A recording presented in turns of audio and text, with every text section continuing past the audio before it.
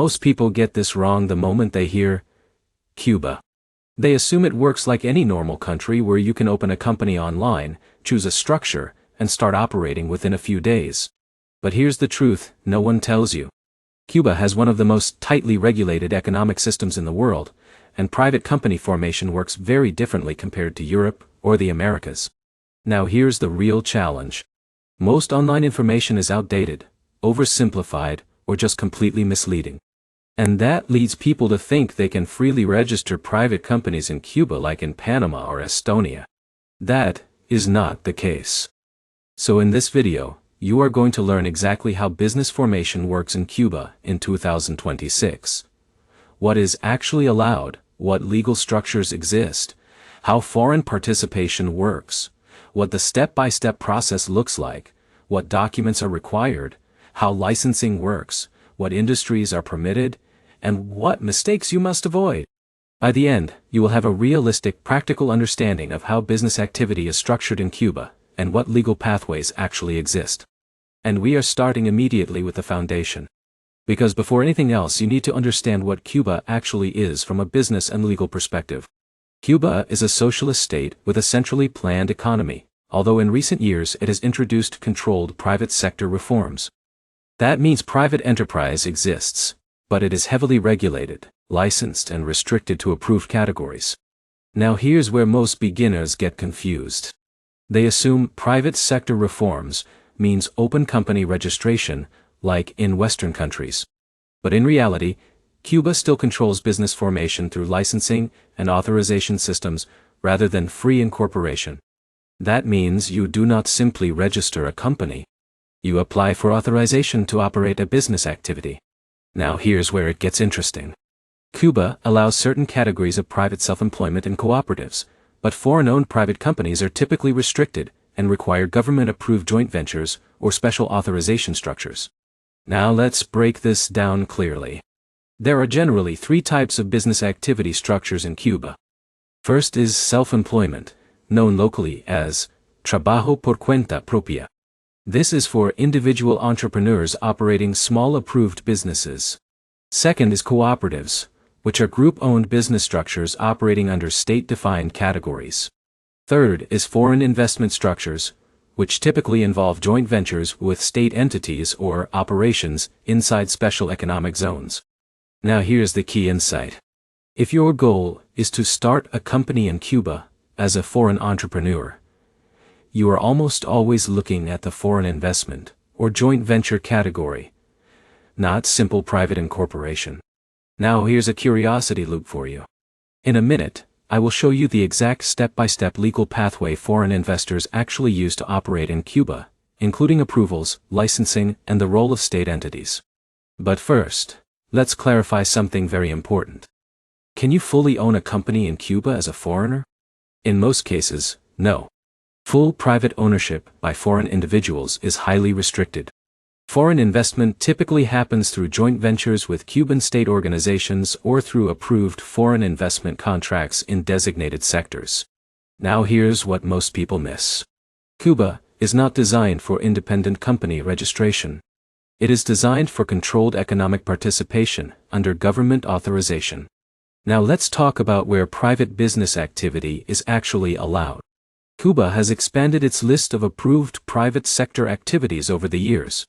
These include small restaurants, repair services, transportation services, rentals in certain categories, and selected service-based businesses. But here's the problem. These are primarily for Cuban citizens or residents under licensing systems, not for foreign company formation. Now, let's shift into the real structure used by international businesses. Foreign companies typically operate in Cuba through the Mariel Special Development Zone, or through approved joint venture agreements with state-owned enterprises. Now here's where it gets interesting. The Mariel Special Development Zone is the most important economic gateway for foreign investment in Cuba. It offers structured legal frameworks for industrial, logistics, manufacturing, and export-oriented operations. Now let's break down how foreign business entry actually works. Step 1 is identifying an approved investment sector. Cuba does not allow unrestricted industry entry. You must operate within sectors approved by the government's investment portfolio. Now, here's a retention moment. The next step is where most applications fail. Not because of paperwork, but because of mismatched economic alignment. Step 2 is submitting an investment proposal. This includes a detailed business plan, financial structure, technology transfer expectations, and economic contribution analysis. Now, here's the key detail. Cuba evaluates not just profitability, but also social and economic impact. Step 3 is government evaluation. Your proposal is reviewed by Cuban authorities and relevant ministries. Now here's where it becomes important. This step determines whether your project aligns with national economic priorities. Now here's where it gets interesting. Cuba prioritizes projects that bring employment, technology, exports, or infrastructure development. Step 4 is negotiation with state entities. If approved, you enter structured negotiations with Cuban state organizations to define partnership terms. Now here's the reality. You are not just forming a company. You are forming a regulated partnership with the state. Step 5 is contract signing. Once terms are agreed, a formal investment contract or joint venture agreement is signed. Now here's the key insight. This document defines ownership structure, profit distribution, operational rights, and regulatory obligations. Step 6 is registration with Cuban authorities. The entity officially registered under Cuban foreign investment law. Now here's where it becomes real. At this point, your business legally exists under Cuban jurisdiction. Step 7 is operational licensing. Depending on the sector, you may need additional permits or operational approvals. Now, let's pause here because this is critical. Many beginners assume approval equals full operational freedom. That is incorrect. Cuba uses layered licensing systems, meaning approval is just the beginning of compliance. Now, here's where it gets interesting. Ongoing operations are closely monitored to ensure compliance with agreed investment terms. Now let's talk about the Mariel Special Development Zone more specifically.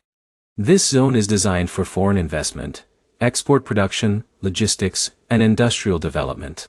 It operates under special legal frameworks that are more flexible than the rest of Cuba. Now here's a real-world example. Imagine Alex, an international manufacturing entrepreneur. He wants to produce packaging materials for export markets.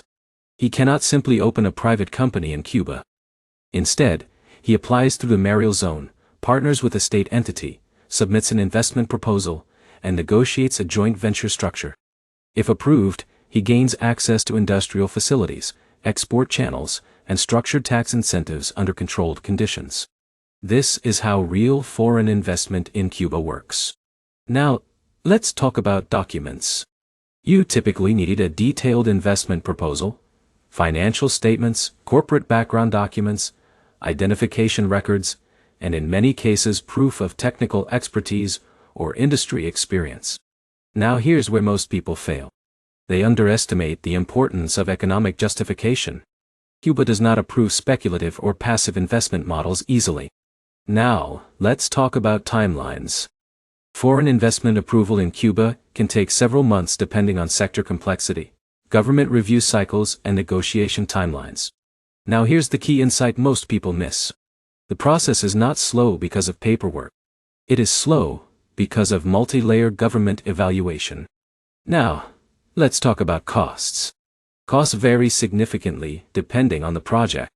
Instead of standard incorporation fees, Cuba uses negotiated investment structures, capital commitments, and operational budgets. Now here's what really matters. The biggest cost is not registration. It is capital commitment and operational setup under government-approved frameworks. Now let's move into ongoing obligations. Once operational, foreign businesses must comply with Cuban reporting requirements, employment regulations, and state oversight agreements. Now, here's a common mistake. Many people assume once approved, operations are fully independent. In Cuba, ongoing compliance is a core part of the system. Now let's talk about taxation. Cuba has a structured tax system for foreign investment entities, often including corporate tax, labor-related contributions, and sector-specific obligations. However, tax incentives may apply in special zones like Mariel.di. Now here's the final insight before we wrap up. Cuba is not a standard company formation jurisdiction. It is a controlled investment environment where business activity is structured through government approval, joint ventures, and regulated economic zones. Now let's quickly summarize everything. To operate a business in Cuba in 2026, you identify an approved sector, submit an investment proposal, undergo government evaluation, negotiate with state entities, sign a joint venture agreement, register the entity, obtain operational licenses, and maintain strict compliance. The biggest takeaway is simple. Cuba does not offer open company incorporation. It offers structured, state-regulated investment participation. And now you have a complete realistic understanding of how business activity actually works in Cuba. If you found this guide helpful, make sure to like the video, leave a comment with your questions, and subscribe. In upcoming videos, I will break down more real-world international investment structures in restricted and emerging markets for 2026.